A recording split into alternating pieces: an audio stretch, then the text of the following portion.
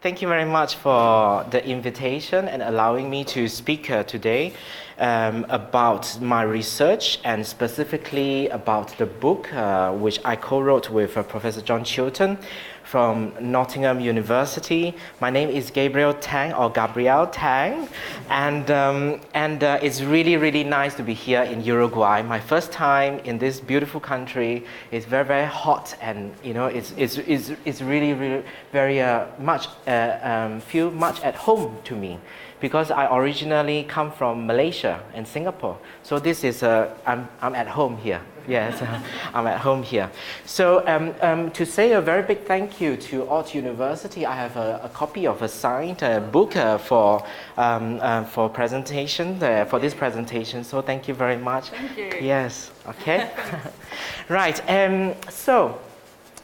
I am an architect and senior lecturer at Sheffield Hallam University, and I'm just currently finishing my PhD at Edinburgh University on the deployable, on the reusable, the reuse of deployable formwork.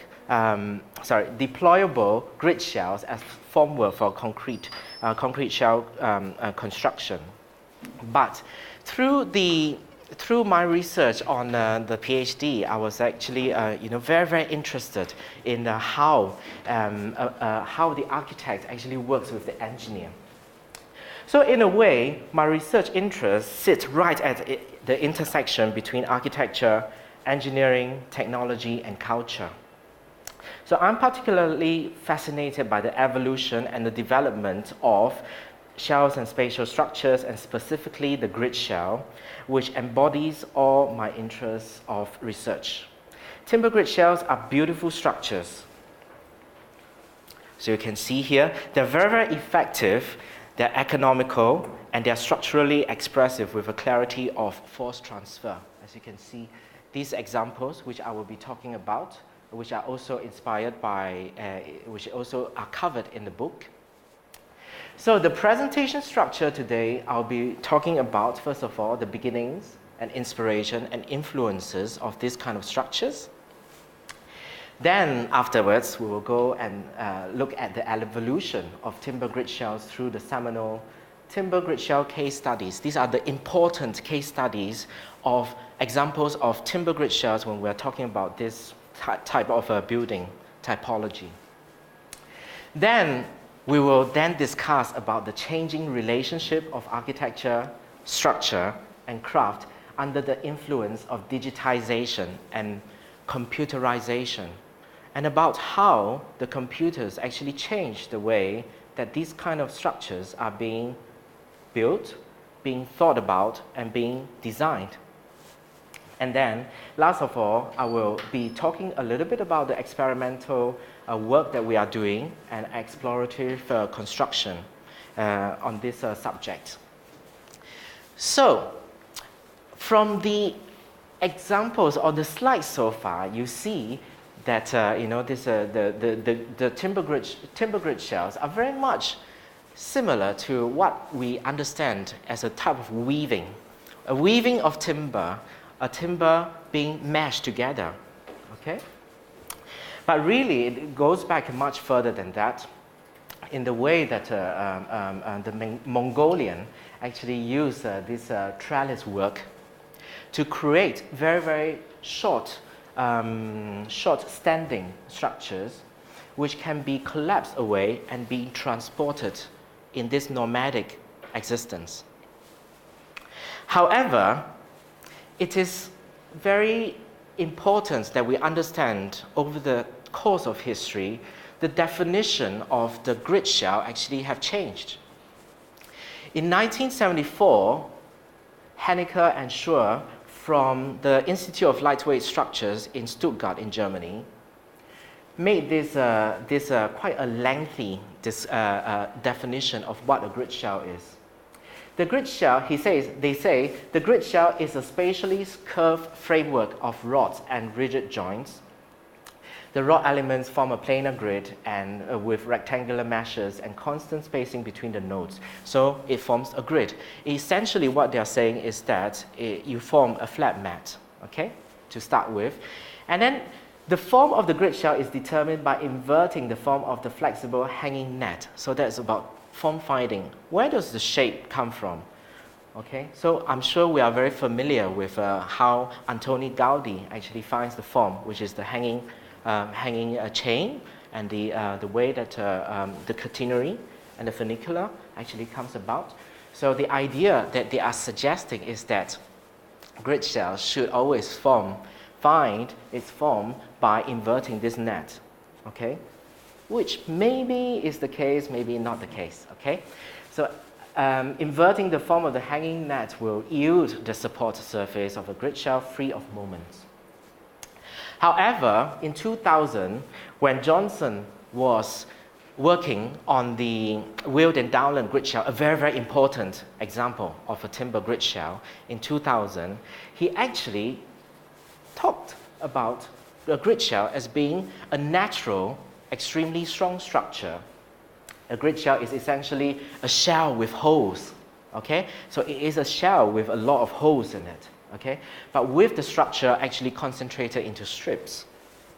And that is a very, how would I say, it is a very easy to understand definition of what a grid shell is. It never mentions about form finding. It never mentions about how you get the shape from. What is the shape, the most efficient shape, okay?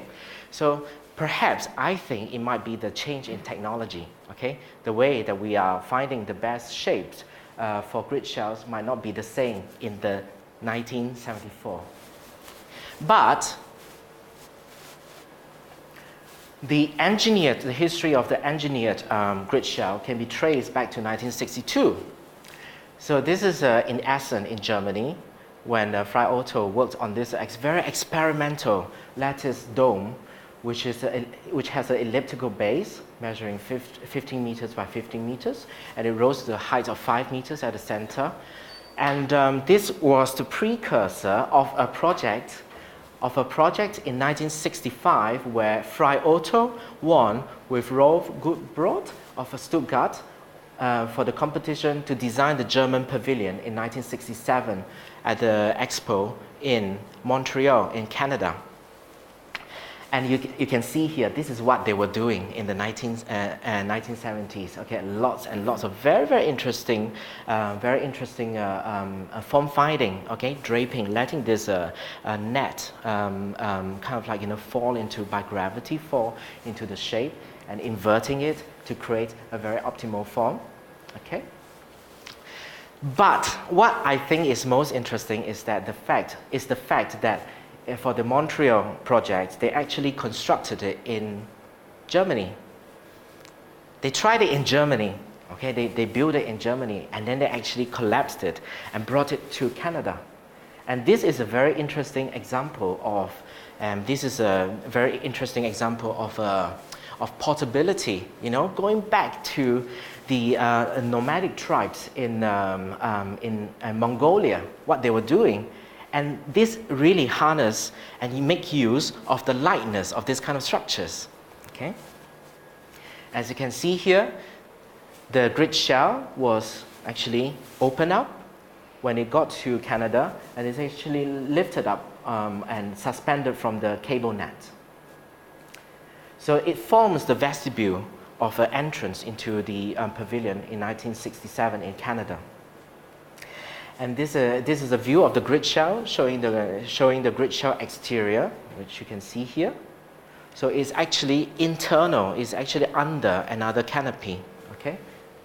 So that was very interesting and important. But the mother of all grid shells, timber grid shells, is the Mannheim multi-hauler in Mannheim. Okay, so this was a competition entry which was won when Frei Otto and Walter Bodner of Atelier Wombraun, working together with architects Caulfield, Muschler, and partners in Mannheim, and structures 3 of the Group 3 engineers at OV Arab and Partners London, which was led by none other than Ted Happold and Ian Liddell. So they were the founders of the office called Bureau Happold.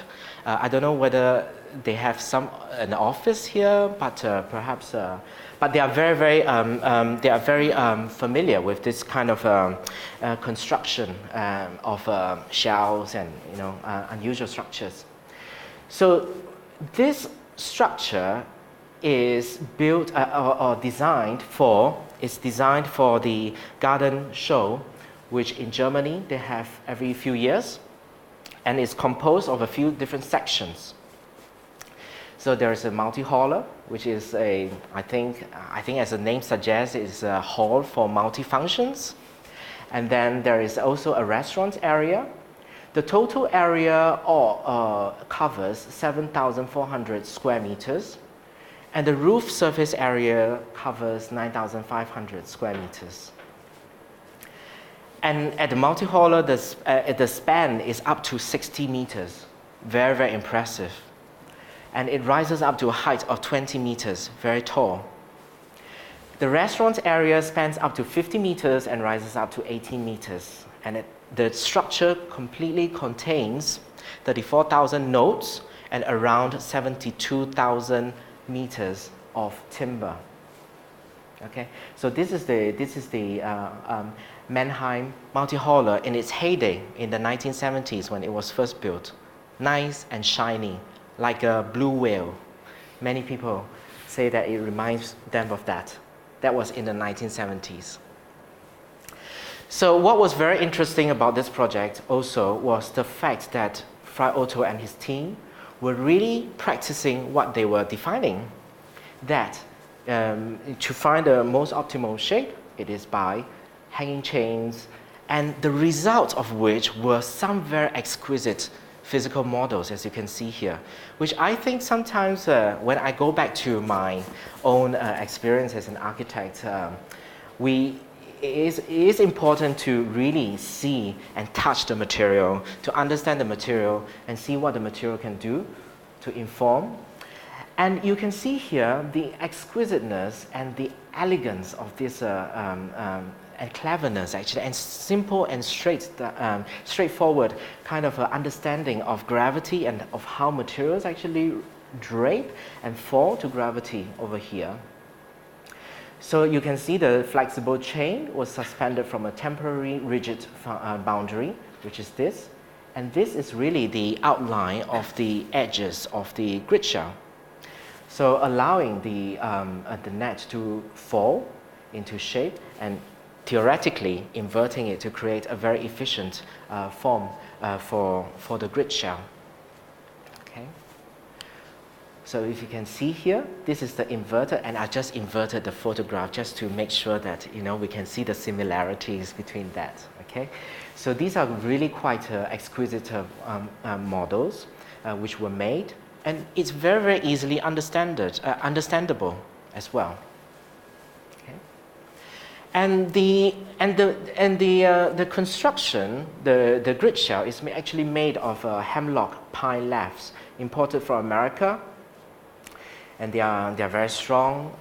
The building strength 83, and elastic modulus 10,400, okay, per square millimeter.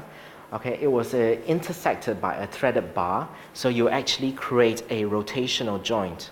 Okay. And if you can see, they are the cross slabs are 50 by 50 in cross section to form the rotational joint, and they are placed 500 center to center. So the grid size is actually half a meter this way, half a meter that way, to form lots and lots of squares. Okay. So with the structure, without any lateral stability, the entire structure is going to collapse, just like how we collapsed earlier, how we see how it collapsed. So in order to stabilize it, a triangulation needs to be carried out. Okay, so it was carried out. It was done by steel wires which triangulates and stabilizes laterally. I don't know whether you can see as well that the how would you say there's an opening here, okay, which is like a slot. Okay, this is this is made to allow for the movement when it comes onto a big radius, okay? So it actually corrects, to find its own center, okay, during the construction stage. So you can see that you can see here that some of the lateral stability are connected by these steel wires, and also to prevent fire, it was impregnated with fire retardant salts, and the laths were up to 40 meters were actually finger jointed in the factory. Okay. Now the construction process is very interesting. I don't think we will be able to build something like this at this time. The idea of building this was to create a flat mat completely on the ground. And by using cranes and scaffolding, and spreaders, so these are the spreaders, it's actually pushed up meter by meter. And the entire mat is being raised up from the ground very precariously, okay?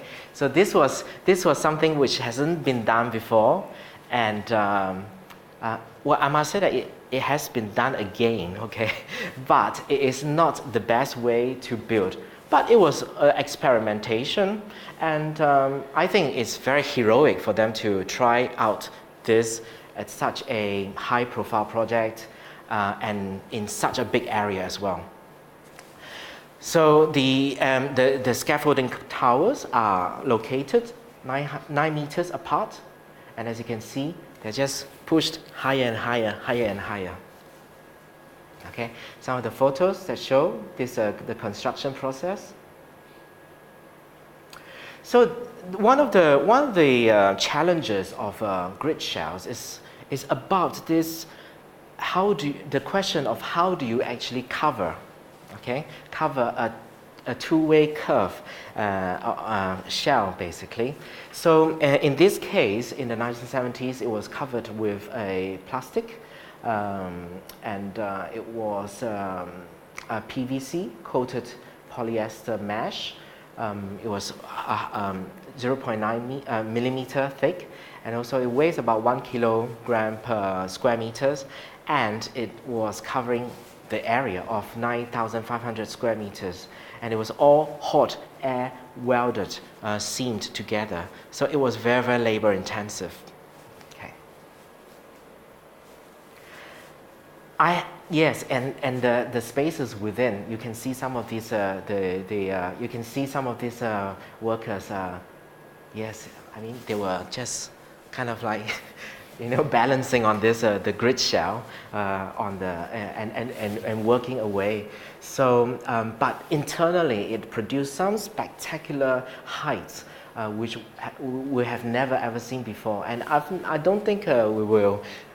So far in the examples that we have in the book, there are no spaces which are in this kind of a height so far and done in this way. Okay. So you can see all the flowers at the flower show. Now, in 2009, I visited Mannheim, and I was quite shocked, actually, to see all these timber props holding up the structure.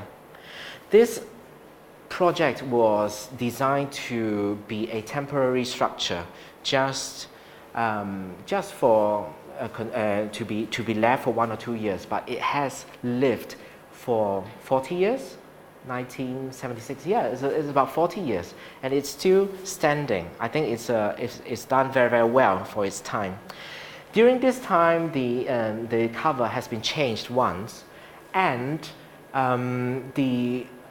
but very sadly, just speaking to an engineer, an architect who is campaigning to save this project because I think it is under threat to be destroyed, which I think will be very, very sad and a loss to the the historical lineage of what Timber Gridshells the development are. So, quite interestingly, Manfred Sack in the newspaper described the Gridshell as the most complicated, simple roof in the world, and he also likened it to a very, very satisfied snake, which has just devoured, just eaten its prey. Okay, so that was a very affectionate kind of a description about this project, which I hope will live on for a long time. Now, then this was the end of the 1970s. In the 1980s and 1990s, we hardly saw any timber Gridshells designed and built. It was under a lot of competition from other materials like steel, materials like concrete perhaps, it was very fashionable in the 80s, the high-tech movement. Everyone was doing lightweight in a very, very different way. Okay, and it was not until 2000 when there was a very interesting project. I don't think this is the kind of like the crucial project, but it is very, very important in the history of timber Gridshells because of two reasons. Okay, well, this is the Japan Pavilion, which was built in 2000. I think many of you must have seen this example. This is actually a Gridshell, not technically a timber one, but it's actually constructed out of paper tubes. Okay, so long rows of paper tubes, which were okay. So this, how long were they? They were 20 meters long, and weighing about 100 kilograms. Okay, the whole idea about this exposition in Europe, in Hanover 2000, was about the architecture touching very, very lightly on the ground. Okay, and the concept of this construction is that actually after the exposition, after the expo, everything can be removed and recycled. Of course, paper, in this case, is a very suitable material. But not only that, I think it has got a very Japanese feel to the whole thing. Okay, the use of paper, the understanding of paper translucency and lightweight material, of a lightweight material. The diaphragm walls you can see at the end. Okay, they are also braced, and also in this example is actually pushed up like the Mannheim multi-hauler. Okay, it's pushed up from the ground, so it completely laid on the floor and then it's pushed up from the ground. It is also connected this time without any screws or any bolts together, but actually lashed together with rope. Okay, so they use a cloth to tie it together. Okay, and it's a shame actually, but there was not a scandal, but the architect really didn't want these ladders, which are secondary supports, which the authorities needed them to put up because they were afraid that this structure might just come down. But the engineers were very very against it. But the entire thing was originally designed to be completely out from just this pure, very, very pure paper Gridshell. The reason why I say that this project is quite very important is because of two reasons. The first reason is the collaborators. Okay, so this is the time when the scaffolding. This is the time when the architects and the engineers actually, really, really much work together. Okay, so they are collaborating very well. Okay, setting up of the team, and second of all is about the scaffolding technology. This is the project that made the design team come to a company called Perry, P-E-R-I. Okay, so they are the manufacturers or they are the suppliers of a kind of a special kind of a scaffolding. Okay, which will then become very important for the next project, which I'm going to talk about, which is the wheeled and downland Jerwood Gridshell of 2002, designed by Edward Cullen Cullinan Architects. This is in Chichester, in England.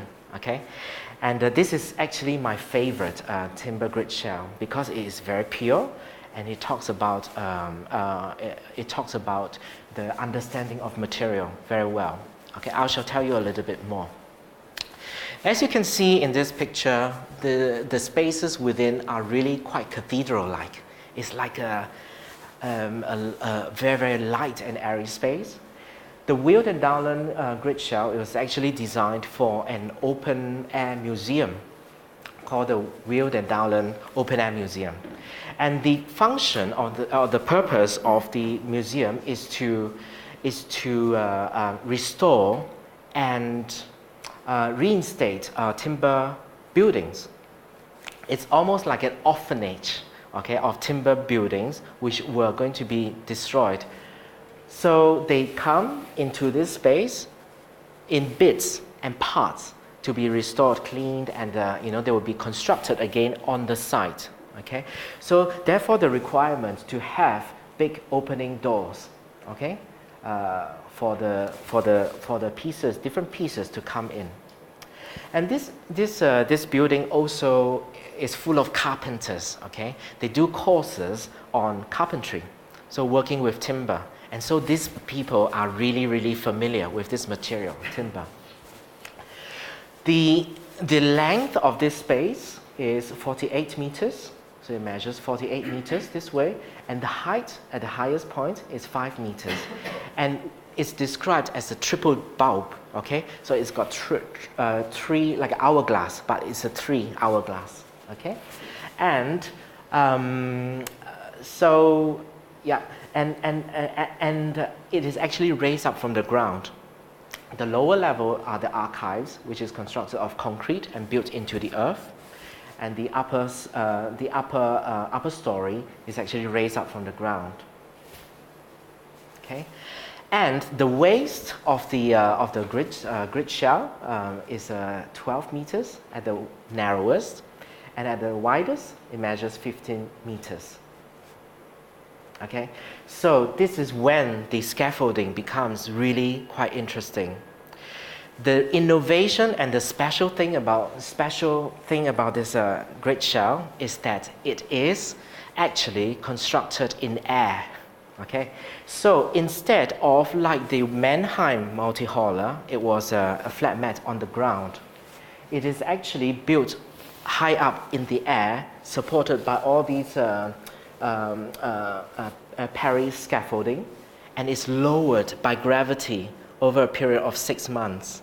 So it's actually using the gravity to help it to construct and form its shape.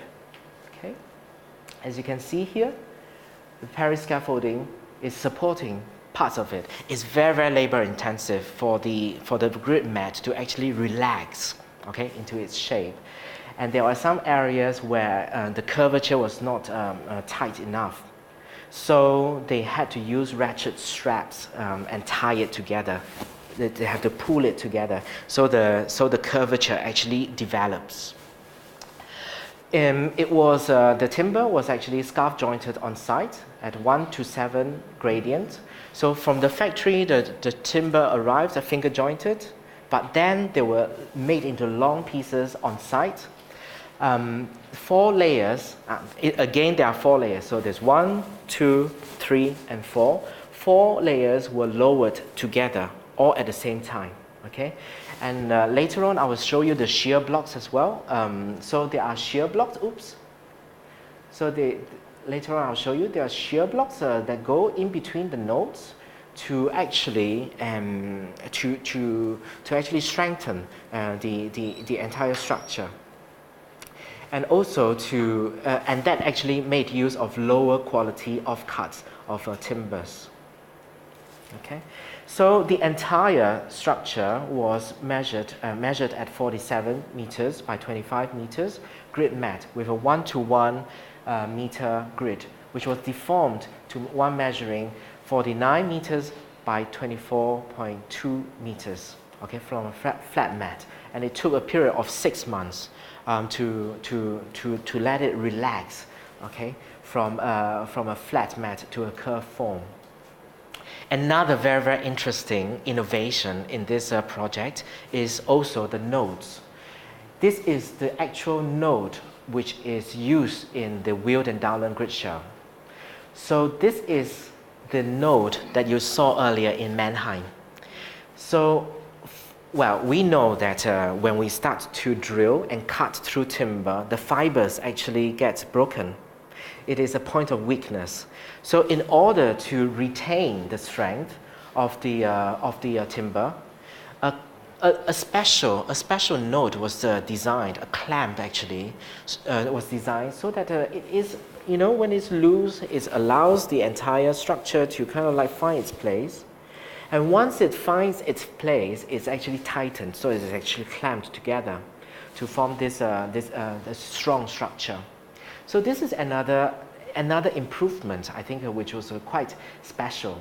We had an exhibition a few months ago, and this piece is still on my desk in England.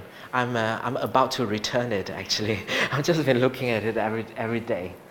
Okay, so this project also it talks about the craft, you know. It has a respect of the carpenters, you know, the carpenters actually understanding, you know, the how wood actually bend and work. And I think that there's a certain soul, certain spirit to the building. So as you can see here, this is the process of deformation from a flat mat above ground, and then you start to see this. It's almost like a baby.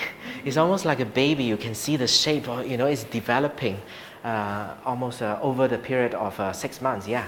And you can see also this construction of the treatment of these curved surfaces are very, very interesting as well.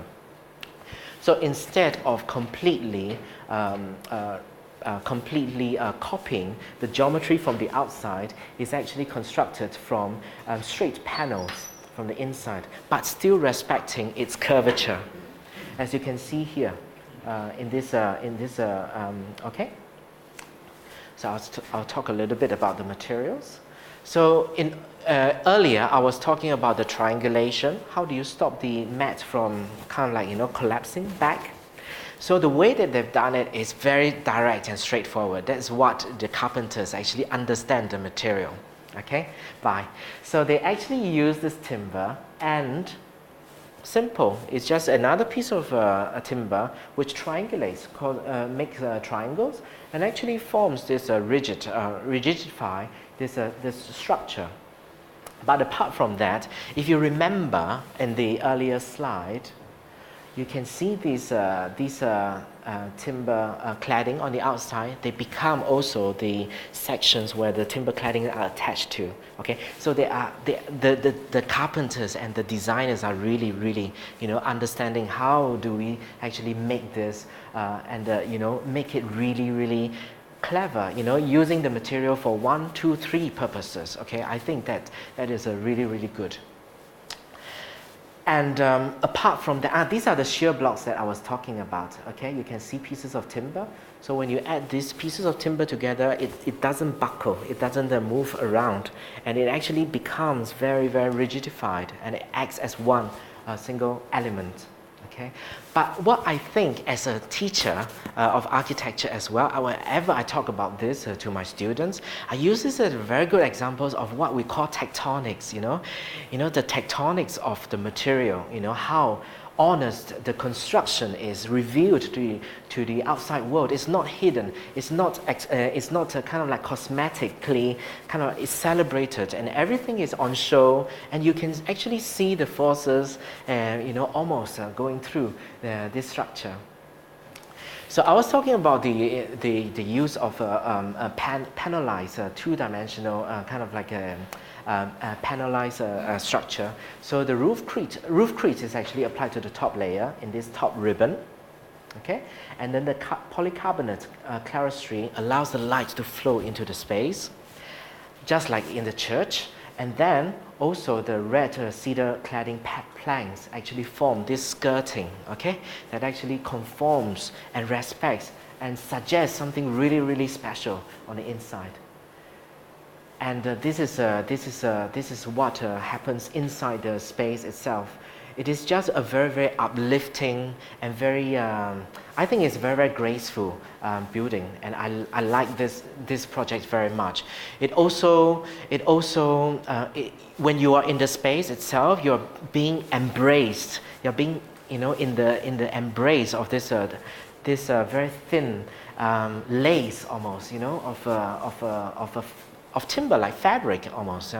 It's beautiful, when I return the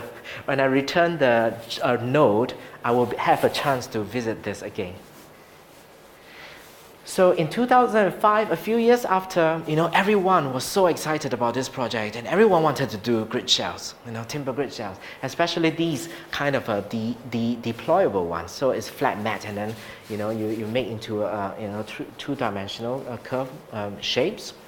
And Glenn Howells, architects, won the competition to design a visitor center, several grid shells, several buildings in the royal landscape of the Queen of the United Kingdom. This is in Windsor.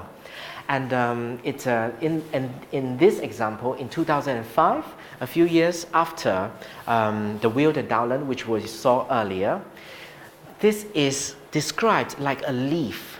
Like a leaf which is resting in the landscape gardens of Windsor. And this leaf measures 90 meters long, and at the widest point, 25 meters wide.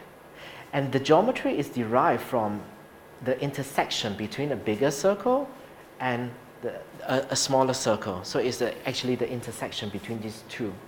Again, it is a triple bulb shape, but in this example, the architects are very proud to say that it is a very shallow, it is the shallowest grid shell there is.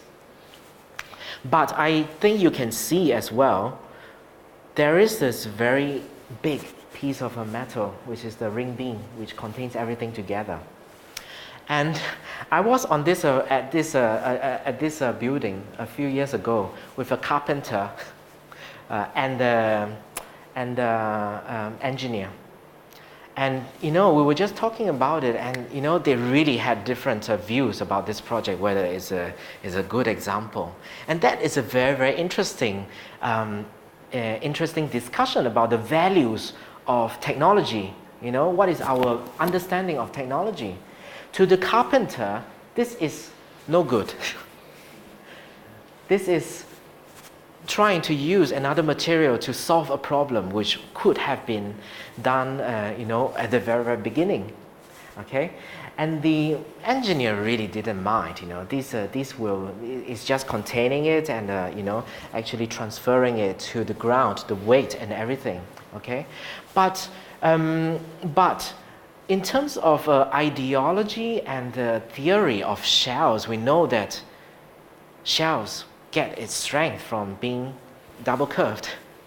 The point about a shell is that it is strong because of the curvature. And to allow something to become very, very shallow and less curved is questionable, I think. The construction process is similar to what we saw earlier in the wheeled and downland. Again, it is on top or at a higher level. Okay, it's actually rested into position. Okay, this time it is also 1.1 meter by 1 meter, and in this example, there is 20,000 linear meters of timber which is used. Okay, and this time is a bit different. In the previous example, we see the 4 layers being relaxed and come into position together, but this one is done in 2 stages. The first 2 layers are dropped into position first, and then after that, the third and the 4th layer are added on. So you see this kind of like a landscape of almost, this flat mat above ground, and these are the scaffolding, kind of like people are walking. And when I spoke to the carpenters, they were really quite. You have to be very systematic about every single node has an address on it. Yeah, so they know exactly how much it needs to go down, Yeah.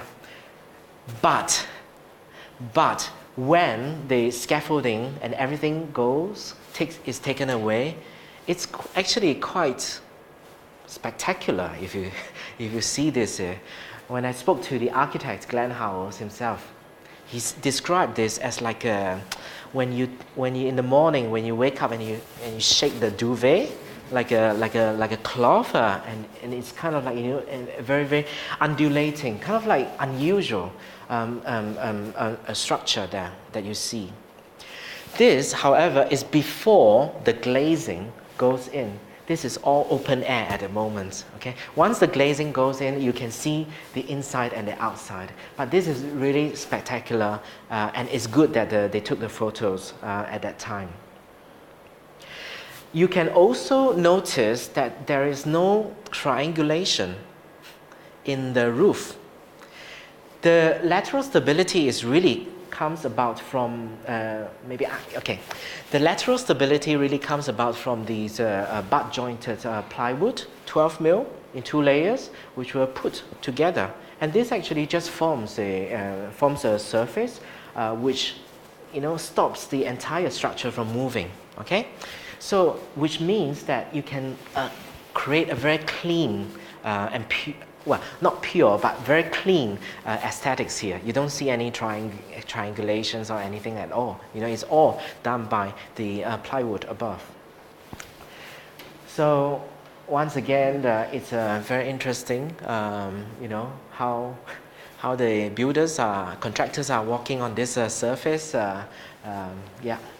quite precariously. This is how it looks.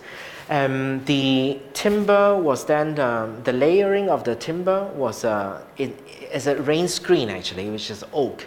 There is actually another roof underneath.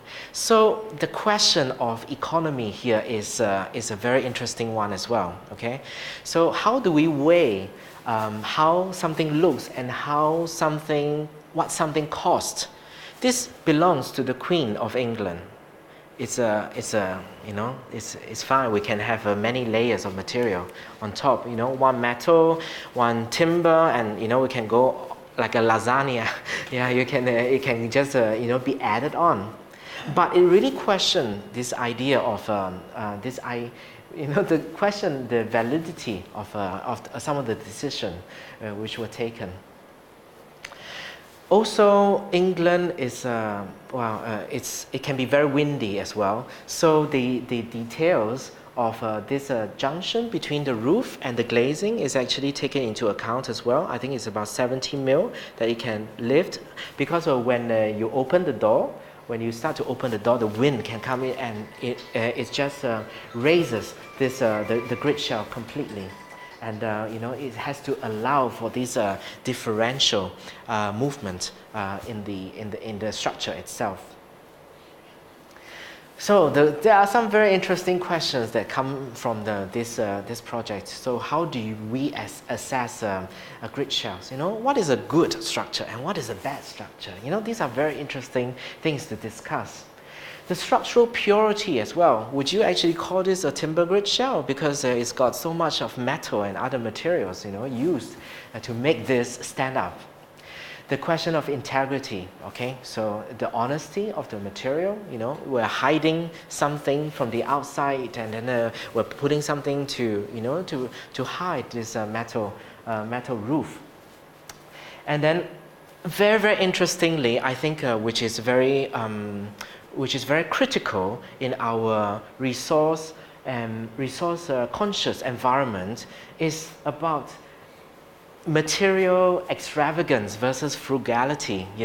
Whether or not we should just use lots and lots of material, or we can be clever about the way that we use forms to do more than what it can do. Okay, so I discussed already about the contradictions, the roof layering, the curvature, and the material consistencies. So these are quite interesting to discuss. And then 2007, there is a Chilton Castle Orangery This is made from, this is a grid shell in timber again, but there is a very, very intricate glaze roof right on top, okay? So I think this could only be done with a lot of computer work, yeah, because we are working with glass, which is very low tolerance. And then the timber is quite high tolerance. I mean, if it is a timber, you know, it actually changes the dimensions in the different humidity, or when it rains, it expands. And, you know, so this is really quite, you know, without the computer, you know, probably this couldn't be done. But there's a high level of precision. It measures 12 meters by 5 meters, and it supports supports frameless glass panels. And it's made from chestnut wood and laid at 925 mil a grid. Okay, some of the details here, which is adaptation of what we saw earlier in the wheeled and downland, where the clamp, okay, this time they attach armature onto to collect the glass. Okay, so in 2002, Julius Natterer was used. Actually, way before that, he was experimenting with the use of a glue-laminated grid shells. Okay, so this is another way of creating shells with timber by layering, like glue laminating timber to create a double curved surface. So these are some of the examples. This interior of the polydome in Lausanne, measuring 25 meters by 25 meters in plan, like a square. And you can see it's very, it expresses the loads quite legibly. As you can see here, these are the points where the load actually comes into the ground on points. And that's quite interesting as a new way of creating grid shells. So you can see here the labs are being before they are laminated and glued together, and some very, very interesting and exquisite structures that can be done. So when we look at the construction of grid shells, we see now that the grid is actually changing. The size of the grid is no longer a function of a square, which is changing from a square into a diamond anymore. Okay, so these are variations. You know, you start to be able to vary this kind of the grid, so as to speak. And most spectacularly, done in 2000 also for the Hanover Expo in Hanover in Germany, is the Expo deck in 2000, which was designed in collaboration with Thomas Herzog. And so this is it consists of 10 different umbrellas, each of them measuring 40 meters by 40 meters. So these are massive, 40 meters, enormous, 40 meters and 40 meters. And these are big umbrellas that come together to form this big canopy. And it's very, very technology intensive. You make these, prefabricate them in the factory, and before they are actually lifted on site and joined together, big pieces. So each of these is quarter. So each of these is 90 meters. Yeah, 90 meters square pieces, which you have to connect together. So it takes a lot of precision and a lot of engineering and in big projects like this. So 2006, Beat Fuse in New York, this company in America won this project to cover the triangular courtyard for MoMA. And we see that the machine is actually changing the way that we are creating grid shells now. Pre-curved pieces are used in conjunction together with this grid, and the grid is no longer formed completely in one piece and bent into shape. As you can see here, they are added one by one, like a nest, like a bird, you know, putting the nest together. And these are some quite interesting projects that you can see that they no longer need to rest on the ground. They're actually raised up completely from the ground without a change in material. Now we go to New Zealand, 2010, Waitomo Glowworm Caves Visitor Center. And this is quite an interesting project about the prefabrication of laminated veneer lumber, LVL, which is manufactured from radiata pine. The covering is no longer PVC, which we saw earlier in Mannheim, but is a very, I don't know whether there is you use this material ETFE in Uruguay. It's a kind of plastic, it's a kind of plastic, and it comes in big sheets and very, very lightweight. So instead of using glass, in this case, it's actually using plastic, very, very light. So the geometry is derived as part of the torus, as you can see here, and the grids are really quite big here. We're talking about, I think it's 14 meters, 14 meters, and each of these slabs are not actively bent anymore. They are actually using the machine and the computer. They are made in 3 pieces. They are actually twisted as well, and they are actually joined. So it's like a jigsaw puzzle. Like a jigsaw puzzle that you put the 3 together, you know that you're going to get this curve that will curve this way. So these are only made possible by the computer. In the past, it's not possible to do. So these are the ETFE pillows or cushions.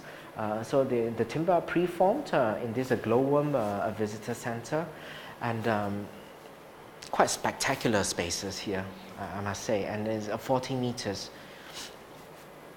and the grid are really, really quite big.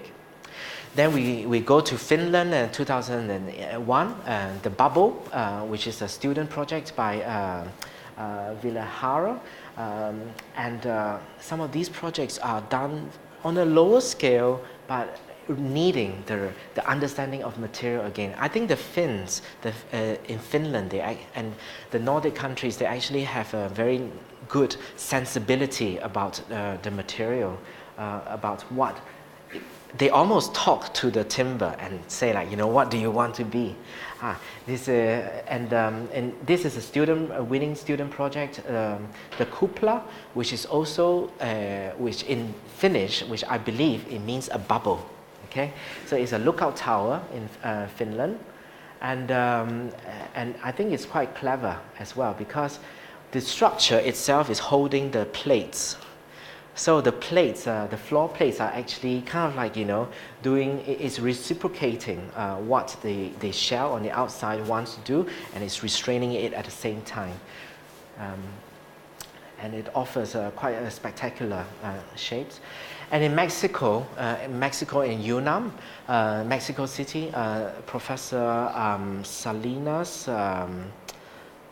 Juan Gerardo is doing a lot of very interesting grid shell experimentation with bamboo over here, as you can see. Okay.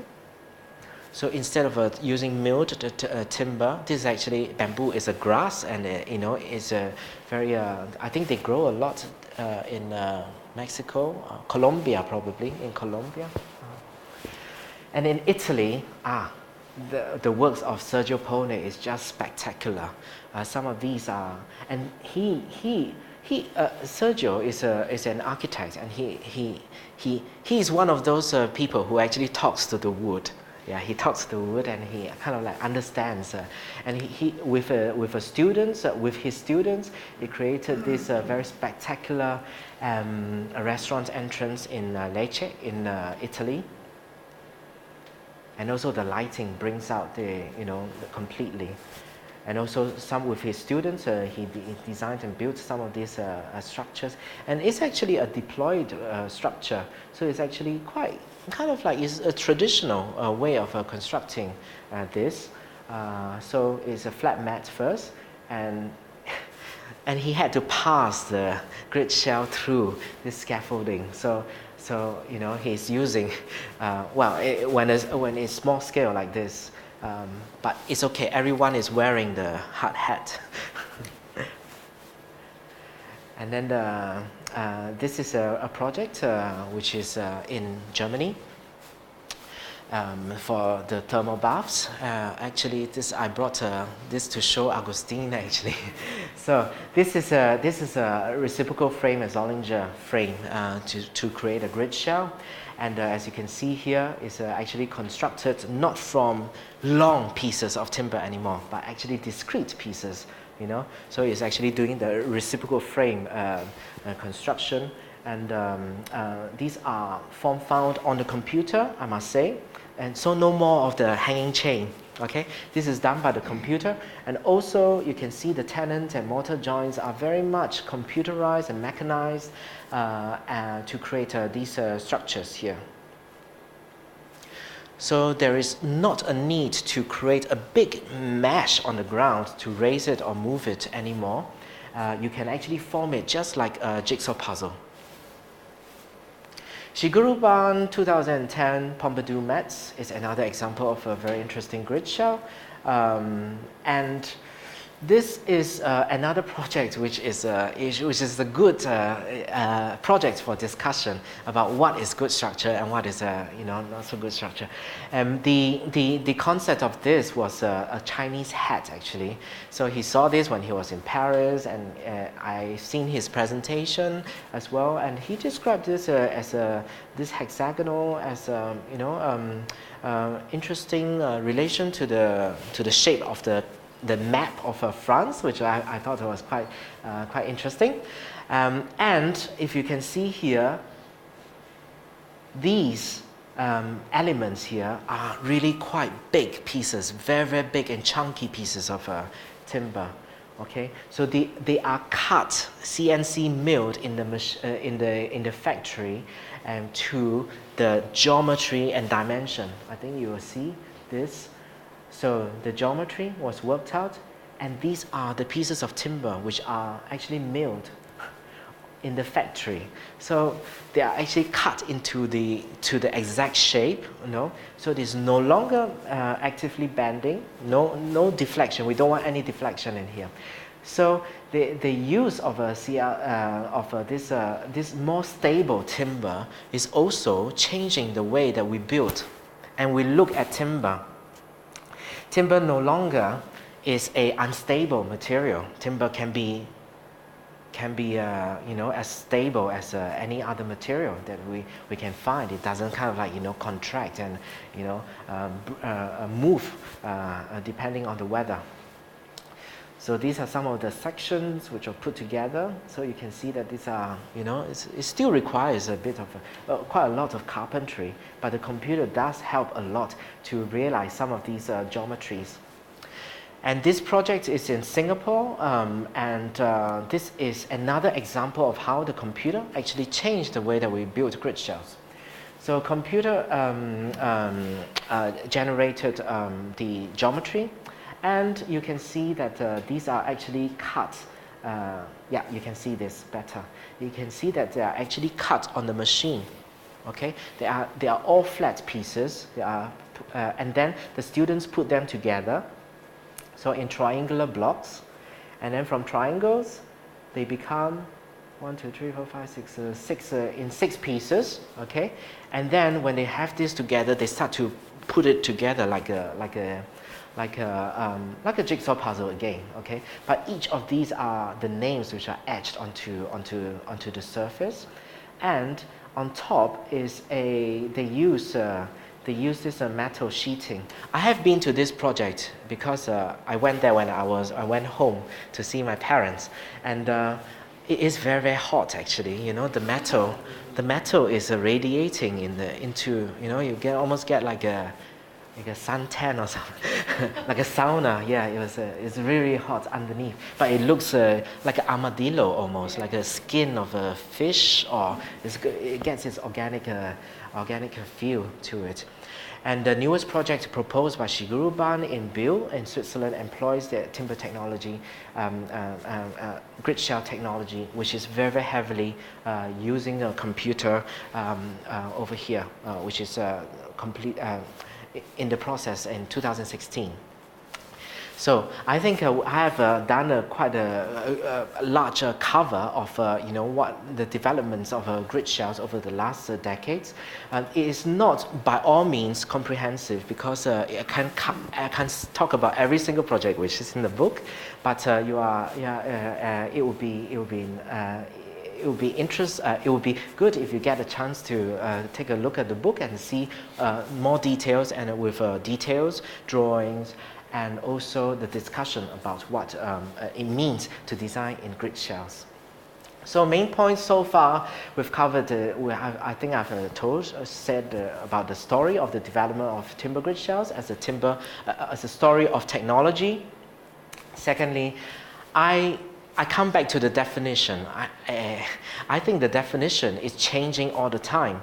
I think what we understand as grid shells, timber grid shells in 1974 is very different from what we understand timber grid shells in 2017. It's like our phone. I was talking to a student, it's like our phone, you know. I came to Uruguay to take photographs of Eladio Dieste's, shells. I didn't bring a camera. The phone is my camera. So is that a phone or a camera? You know, the technology has changed a lot in the last, few decades. So the definition is, I think it's interesting as a record of the historical development, almost as a record, as an archive of what at that point in history, what we understand technology as. And it will no doubt be changing. I think I've also talked about the contested and dependent views on the factors, views, and attitudes of technology of architecture, especially digitization. So what the computer has done to our understanding of material, about what we can do with the material. But the question is, what about our responsibility and our material moral to the material? You know, does it? If we can do it, does it mean that we have to do it? We should do it, okay? And the individual's reaction to timber grid shells really reflects their values on the technology or the material tradition. Now, I'm going to very quickly show you some projects that we did with our students in Sheffield. This is a project that we did together. We experimented with paper cards in the same way that the grid shells are made.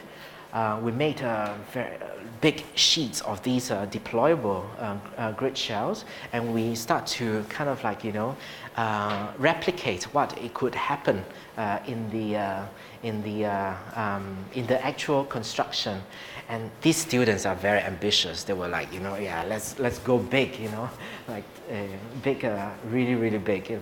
I think this one was about 50 meters or something in the real scale, okay?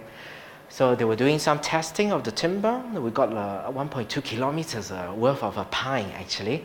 And the students were, they were enjoying it. They were kind of just playing around with it. It takes them out from the exams and everything. It's good for them. And they really had fun, and we had a timber technologist who came to do some calculations and help us. And we know that this, for our design, we need to make a circle of diameter 2 meters. And the students made this very basic jig.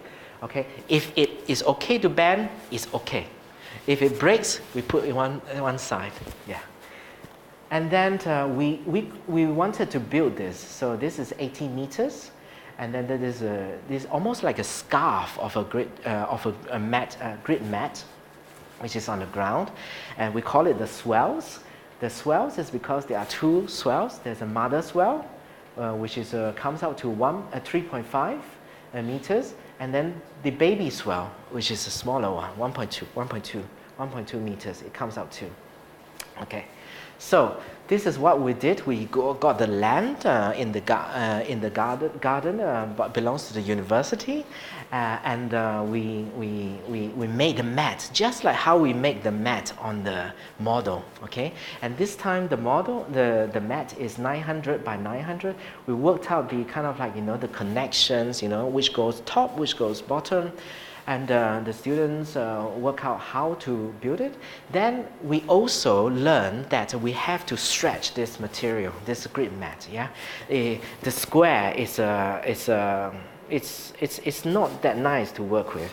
When you have when you stretch it longer, you suddenly have more material to stretch this way, and you can create more curvature. Now, the interesting thing, I don't know whether you can see this. The edges are actually is as a diagonal to the sheet. So the grid is actually at a diagonal. We found that this is much better to use when you do that, because if not, then the whole thing just becomes like a too sharp at one end, like a pointed one. Okay, so this was what we did, and we have the choreograph of the choreography. Yeah, we choreograph with the students, like, okay, you stand there, you stand there, you stand there, you stand there, you stand there. Okay, Pedro, you come here. Okay, 1 meter here, this way. Then nobody move, and when they start to move it, the whole thing just came alive from the ground, 3-dimensionalized, and it was a really exciting experience for the students. And this is Sheffield, yeah, yes, this is the mother's well, and that is baby's well, 1.2 meters, 3.5 meters, and then we use the timber to brace it all together, and we hammer it into the ground. And it was up for 2 weeks, and the students really enjoyed it, and they come for the lunch, and there was a lot of people passing through because it's on the way to the train station. And 5 years later, and that was like the, how would you say, that was when we got the book contract to write this book. So we were kind of like researching and very excited. And 5 years later, the book was published, and we built another one. And this time was a much more kind of like how would you say, much elaborate, this one, okay? And this is not timber, this is GFRP, so this glass reinforced plastic polymer, okay? So because we didn't want the wind and the rain to kind of like attack the timber, so we call this the magnolia. It was inspired by the magnolia flower. And it actually measures 10 meters, about 10 meters this way and 10 meters that way. And you can see, from the plan, it's like a flower. So there are 4 abutments, 1, 2, 3, 4, standing on the ground, and then it comes down like a funnel coming down to the middle. Okay.